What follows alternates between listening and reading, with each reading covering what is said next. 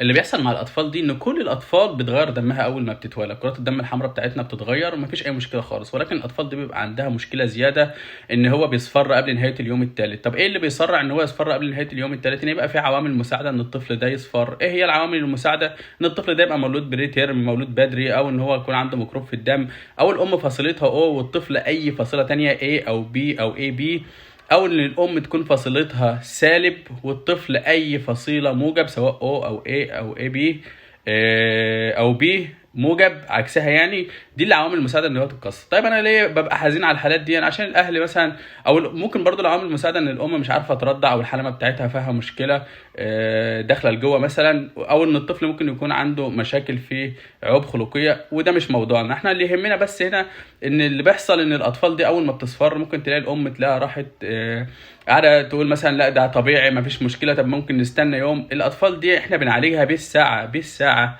طيب لو الطفل اصفر منك او بدا على الصفر قبل نهايه اليوم الثالث، لازم تروح لاقرب دكتور عشان يفحص الطفل ده ويحاول يشوف المشكله فين، ولازم يتعمل له تحليل صفرة بالدم.